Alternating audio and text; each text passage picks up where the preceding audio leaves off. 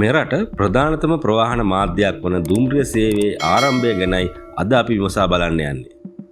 යටත් විජිත රාජ්‍යයක් වූ අප රටෙත් දුම්රිය සේවය ආරම්භ වන්නේ ඉංග්‍රීසි ජාතිකයන් මෙරට පාලනය කළ සමයේදී. ඒ 1864 දී.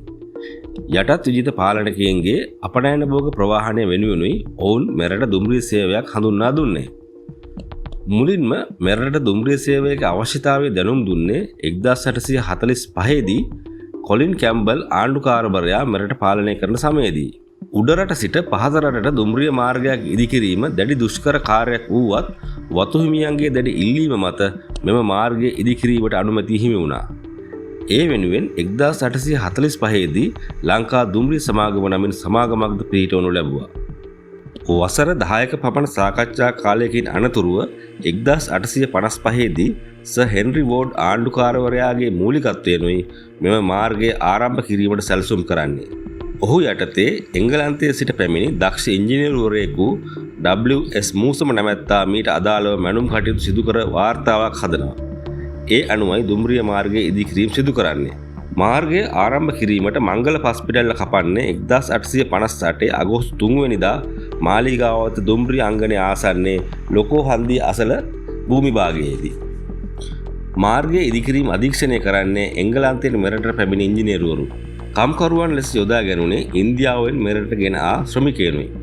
වැඩ ආරම්භ කර මාස 7ක් වැනි කාලයක් තුළ කොළඹ සිට අඹේපුස දක්වා කිලෝමීටර් 54ක දුරක් මාර්ගයේ වැඩ අවසන් වෙනවා. එය විශ්වකර්ම කාර්යයක් ලෙසයි එකල හැඳින්වුවේ. ඊට හේතු වූයේ ගිරිදුර්ග බෑව් මඩවගුරු සහිත මගක් දුම්රියක් යෑමට උචිත ලෙස ඉතා කෙටි කලක් තුළ ඉදිකිරීම විශාල අභියෝගයක් වූ නිසයි. මෙරට මංගල දුම්රිය ගමන සූදානම් කෙරුණේ 1864 බෙල්ජියමේ රජකිරුළ හිමි ඔබ්රන් අධිරාජ්‍යයාගේ ලංකා ගමනය වෙනුවෙන්. ඒ 1864 වර්ෂයේ දෙසැම්බර් 27 වෙනිදායි. එහිදී එංගලන්තයේ මෙරටට ගෙන ආ වාෂ්ප එන්ජිමක් සහිත සුවපහසු දුම්රියක් ඊට යොදා ගැනුණා. එම මංගල දුම්රිය ගමනට ඔබ්රන් අධිරාජ්‍යය ඇතුළු ප්‍රභූන් විශාල පිරිසක් එක් වුණා. දුම්රිය මැදිරි වලට ආලෝකය ලබා දීමට යොදාගෙන තිබුණේ පොල් තෙල් පහන් වීමත් විශේෂත්වයක්. එම දුම්රිය ගමනෙන් පසු වේයන්ගොඩ සිට මහනුවරට දුම්රිය කඩිනමින් ඉදිවෙනවා. එයත් ඉතා දැඩි පරිශ්‍රමයකින් යුතුව ඉදිකිරීමට සිදුව තිබුණේ. 1867 අප්‍රේල් වන විට දුම්රිය ධාවනයට සූදානම් කිරීමට හැකි වනවා. ඒ සමගම කොළඹ සිට මහනුවරට මගී දුම්රියක් ආරම්භ කෙරෙනවා. 1867 දී ලංකා දුම්රිය සේවය ලංකා දුම්රිය දෙපාර්තමේන්තුව බවට පත් වෙනවා.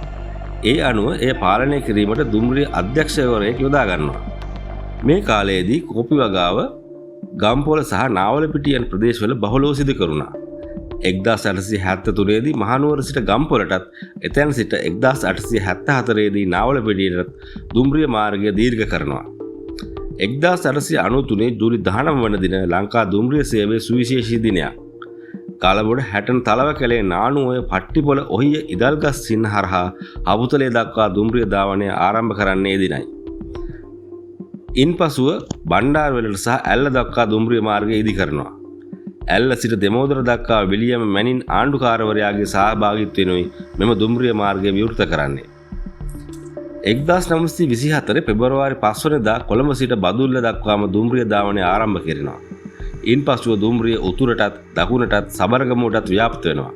දුම්රිය සේවය අධිරාජ්‍යවාදීන්ගේ උවමනාවට මෙරටට හිමි වූවත් එය මගී සහ භාණ්ඩ ප්‍රවාහන සේවයක් ලෙස මෙරටට ලැබුණු විශාල සම්පතක් බව කිව යුතුයි.